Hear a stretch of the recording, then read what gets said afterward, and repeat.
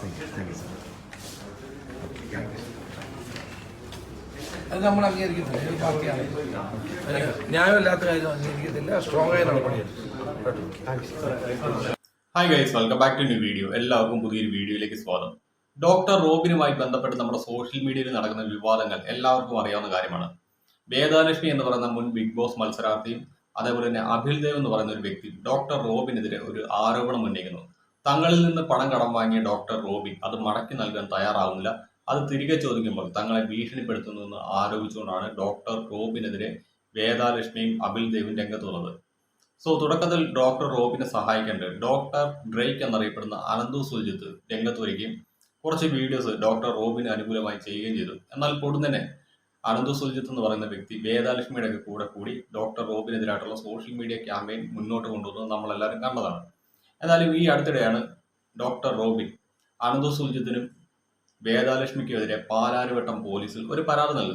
ഈ പരാതിയുടെ അടിസ്ഥാനത്തിൽ ചോദ്യം ചെയ്യലിന് ഹാജരാകണമെന്ന് പറഞ്ഞുകൊണ്ട് പാലാരിവട്ടം പോലീസ് ഡോക്ടർ ഡ്രേക്ക് എന്നറിയപ്പെടുന്ന അനന്തു സുൽജിത്തിനെയും വേദാലക്ഷ്മിയെ കോൺടാക്ട് ചെയ്തു. തങ്ങൾക്ക് ഇപ്പോൾ ഹാജരാകാൻ പറ്റില്ല, സമയം പോലെ വന്ന് ഹാജരായിക്കൊള്ളാം എന്ന് പറഞ്ഞുകൊണ്ട് ഒരു മറുപടി താൻ പാലാരിവട്ടം പോലീസിന് നൽകിയെന്ന് പറഞ്ഞുകൊണ്ട് വേദാലക്ഷ്മി വന്നത് നമ്മളെല്ലാവരും കണ്ടതാണ്.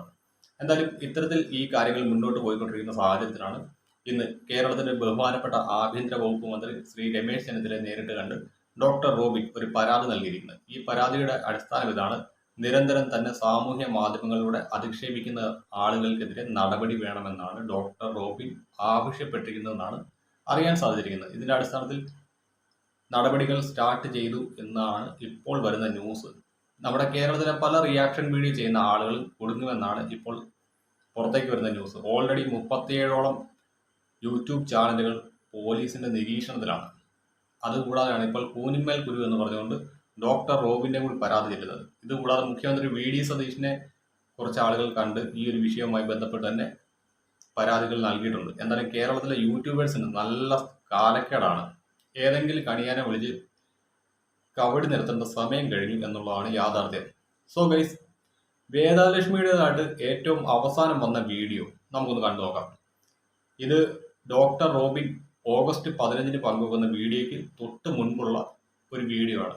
അതിനുശേഷം ഈ പറയുന്ന വേദാലക്ഷ്മിയുടെ പ്രൊഫൈലിൽ ഡോക്ടർ റോബിനുമായി ബന്ധപ്പെട്ടുള്ള വീഡിയോസോ മറ്റു കാര്യങ്ങളൊന്നും വന്നിട്ടില്ല എന്നാണ് എനിക്ക് തോന്നുന്നത്. ഈ ഒരു വീഡിയോ 6 ദിവസങ്ങൾക്ക് മുൻപ് അപ്ലോഡായ വീഡിയോ ആണ്. ഡോക്ടർ റോബിൻ ഓഗസ്റ്റ് 15 കുറച്ചധികം സ്ക്രീൻ റെക്കോർഡും മറ്റു കാര്യങ്ങളൊക്കെ വെച്ച് ഒരു വീഡിയോ ചെയ്തില്ലേ, അതിനുശേഷം വേദാലക്ഷ്മിയുടെ ഭാഗത്തുനിന്ന് മറുപടികളൊന്നും തന്നെ വന്നിട്ടില്ല. Good morning. യൂഷ്വലി ഞാൻ ഇതുപോലത്തെ കാര്യങ്ങളൊക്കെ സോഷ്യൽ മീഡിയയിൽ എടുത്തിട്ടിട്ട് ആൾക്കാരുടെ സമയം കളയാനും എന്റെ സമയം കളയാനും ഒക്കെ യൂഷ്വലി ചെയ്യാത്ത ഒരാളാണ്. ഇത് ഇങ്ങോട്ട് ചെയ്യേണ്ടി വന്നൊരു ആവശ്യകത പലരും ഇപ്പൊ ചോദിക്കുന്നുണ്ട്. നിയമപരമായിട്ട് പോവാതെ എന്തുകൊണ്ടാണ് ഇങ്ങനൊരു കാര്യം ഒരാളെ ഇങ്ങനെ അപകീർത്തിപ്പെടുന്ന രീതിയിലൊക്കെ പറയുന്നുള്ളത്. മാർച്ച് 31 ഈ വർഷം മാർച്ച് 31 ഒരു കേസ് ഫയൽ ചെയ്ത ഒരാളാണ് ഞാൻ.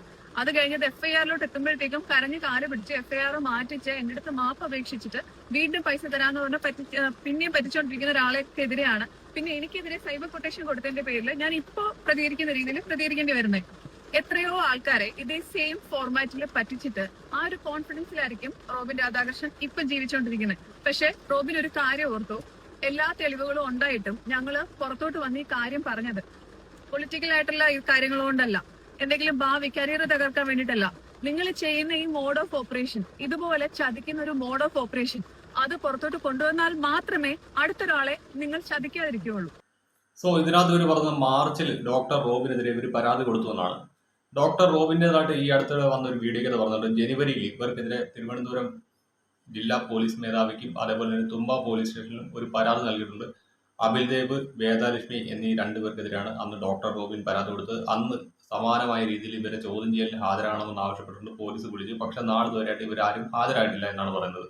അതുകൂടാതെ പാലാരിവട്ടം പോലീസിലും ഈ കഴിഞ്ഞ ദിവസങ്ങളിൽ ഡോക്ടർ റോബിൻ പരാതി കൊടുത്തിരുന്നു. അന്നും ഈ പറഞ്ഞ വേദാലക്ഷ്മി അവിടെ പോയിട്ടില്ല. അതിനിടയ്ക്കാണ് മാർച്ചിൽ കൊണ്ട് നമ്മുടെ ഡോക്ടർ റോബിനെതിരെ വേദാലക്ഷ്മി പരാതി കൊടുത്തതും പിൻവലിച്ചത്. എനിക്കത് അങ്ങോട്ട് ഡൈജസ്റ്റ് ആവുന്നില്ല. കാരണം മറ്റൊന്നുമല്ല, ഓൾറെഡി ഈ പറഞ്ഞ വേദാലക്ഷ്മിക്കെതിരെ ഡോക്ടർ റോബിൻ ഒരു പരാതി നൽകി. ആ പരാതിന്മേൽ പോലീസ് എൻക്വയറി സ്റ്റാർട്ട് ചെയ്ത് നിൽക്കുന്ന സാഹചര്യത്തിൽ ഡോക്ടർ റോബിനെതിരെ ഇവർ മാർച്ചിൽ കൊണ്ട് പരാതി കൊടുക്കുന്നു. ആ പരാതി ഡോക്ടർ റോബിൻ ആവശ്യപ്പെട്ട ഉടനെ പിൻവലിക്കുന്നു. ഒന്നും അങ്ങോട്ട് ചേർന്ന് പോകുന്നില്ല. എന്താണെന്ന് എനിക്കറിയില്ല. അതാണ് എന്റെ പ്രൈമറി ആയിട്ടുള്ള എയിം. അതുകൊണ്ട് ഞാൻ ഇതിന് പിന്നോട്ട് പോകത്തില്ല. പിന്നെ രണ്ടാമത്തെ കാര്യം, നിങ്ങളുടെ അമ്മ മരിച്ചൊരു സമയത്ത് നിങ്ങൾക്ക് ഇങ്ങനെ ഒരു വിഷമം ഉണ്ടാക്കാനായിട്ട് എങ്ങനെ എനിക്ക് സാധിക്കും? എനിക്ക് കണ്ണിച്ചോരയില്ലേ, മനസാക്ഷിയില്ലെന്ന്. കണ്ണിച്ചോരയും മനസാക്ഷിയും കുറച്ച് കൂടിപ്പോയതെയാണ് ഞാനിപ്പോ അനുഭവിക്കുന്നത്. എനിക്ക് നന്നായിട്ട് അറിയാം. ഈ പറയുന്ന അബിലിന്റെയൊക്കെ അമ്മ കഴിഞ്ഞ വർഷം ആക്സിഡന്റിൽ മരിക്കുന്ന സമയത്ത് ഇപ്പൊ ഈ ഫണ്ട് ഇപ്പൊ കൊടുക്കാൻ ഒരാള് ഇപ്പൊ മെസ്സേജ് അയച്ചിട്ടുണ്ടായിരുന്നു. അപ്പൊ അബിലിന്റെ ആരോ മരിച്ചത് കൊണ്ടാണ് അബില് പൈസ കൊടുക്കാഞ്ഞതെന്നും അതുകൊണ്ട് ആ ആൾക്ക് പൈസ തിരിച്ചു കൊടുക്കാൻ സാധിക്കുന്നില്ല എന്നുള്ളൊരു കാരണം കാണിച്ചിരിക്കുന്നുണ്ടു. എനിക്ക് നന്നായിട്ട് ഓർമ്മയുണ്ട്, അബിലിന്റെ അമ്മയ്ക്ക് ഒരു ആക്സിഡന്റൽ ഡെത്ത് ആയിരുന്നു ഉണ്ടായിരുന്നേ. ആള് ഹോസ്പിറ്റലിൽ കിടക്കുമ്പോ ബാക്ക് ടു ബാക്ക് വിളിച്ച് ഇത് ചെയ്തോണ്ടേ ഇരുന്നപ്പോ, ശല്യം ചെയ്തോണ്ടേ ഇരുന്നപ്പോഴത്തേക്കും ഞാനായിരുന്നു ഒന്ന് കമ്മ്യൂണിക്കേറ്റ് ചെയ്തത്, ഒന്ന് വെയിറ്റ് ചെയ്യൂ, അത്രയും ക്രിട്ടിക്കലാണ് എന്നുള്ള മെസ്സേജ് ഞാനതിപ്പോ ഇവിടെ ഇട്ടേക്കാം. ആ മെസ്സേജസ് ഒക്കെ അപ്രകാരം. അപ്പോ റോബിന് ഭയങ്കര സ്നേഹമായിരുന്നു. എന്ന് വെച്ചാൽ അയ്യോ അങ്ങോട്ട് വരട്ടെ, ആന്റിയെ കാണാൻ വേണ്ടിട്ട് അങ്ങോട്ട് വരട്ടെ. ഞാൻ പറഞ്ഞു അങ്ങനത്തെ ഇതിലല്ല, പക്ഷെ ഒന്ന് മനസ്സിലാക്കൂ, നിങ്ങൾ പൈസ ചോദിച്ച് വിളിച്ചോണ്ടിരിക്കുന്നത്, പൈസ എന്തിനാ കടം ചോദിച്ച് വിളിക്കുന്നത്? ഞങ്ങൾ തിരിച്ചു കൊടുക്കാനുള്ള അങ്ങനെ എന്തെങ്കിലുമല്ല, പൈസ തിരിച്ചു കൊടുക്കാനുള്ള പൈസ കിട്ടാനുള്ള പൈസക്ക് വിളിച്ചോണ്ടിരിക്കുന്ന സമയത്ത് ഒരാളെ ഹോസ്പിറ്റലാണെന്നോ അതിന്റെ ഒരു ക്ഷമ കാണിക്കണോ എന്നുള്ളത് പുള്ളിക്കില്ല. ഓക്കെ ഫൈൻ, അത് കഴിഞ്ഞു.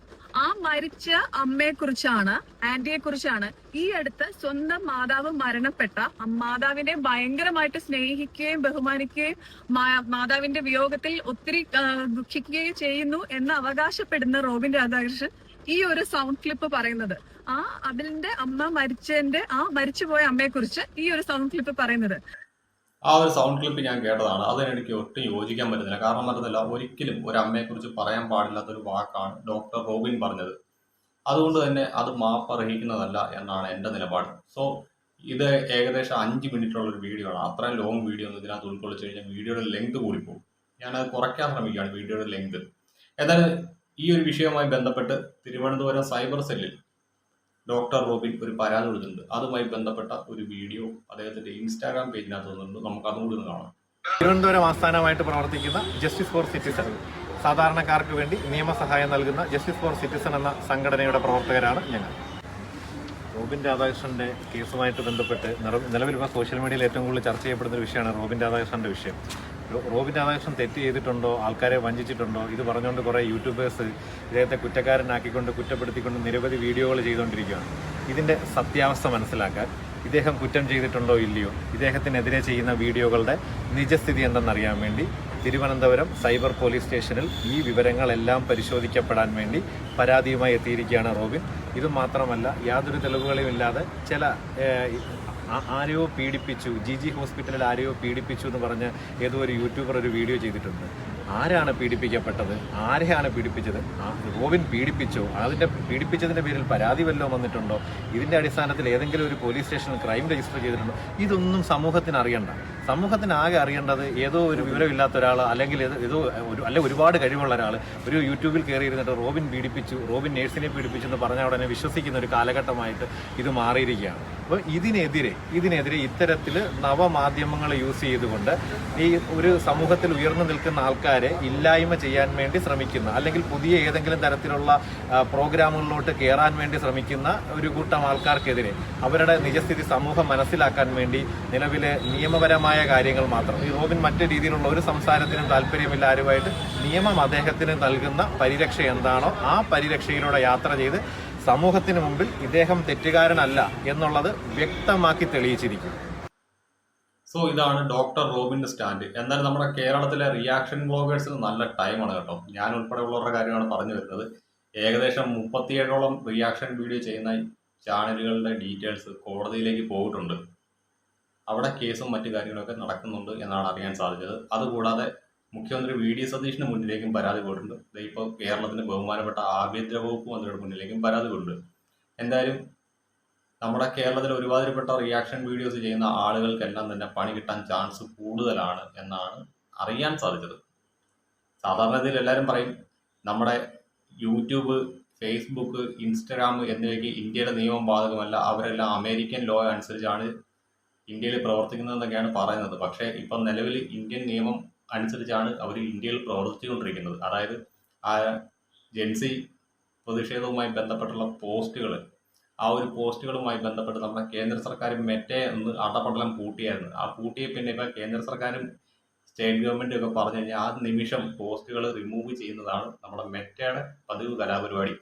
അതുകൊണ്ട് തന്നെ ചാനൽ ടെർമിനേഷൻ ഉൾപ്പെടെയുള്ള കാര്യങ്ങൾ ഈസി ആയിട്ട് നടക്കുമെന്നാണ് എനിക്ക് തോന്നുന്നത്. അതുകൊണ്ട് തന്നെ കുറച്ച് റിയാക്ഷൻ വീഡിയോ ചെയ്യുന്ന ആളുകൾ സംയമനം പാലിക്കുന്നത് നല്ലതായിരിക്കും. അത്രമാത്രമേ എനിക്ക് പറയാനുള്ളൂ ഈ ഒരു വിഷയത്തിൽ. സോ ഗൈസ്, ഇത്രയുള്ള നമ്മുടെ വീഡിയോ ഇഷ്ടപ്പെട്ടാൽ ലൈക്ക് ചെയ്യാനും കമൻറ്റ് ചെയ്യാനും മറക്കരുത്.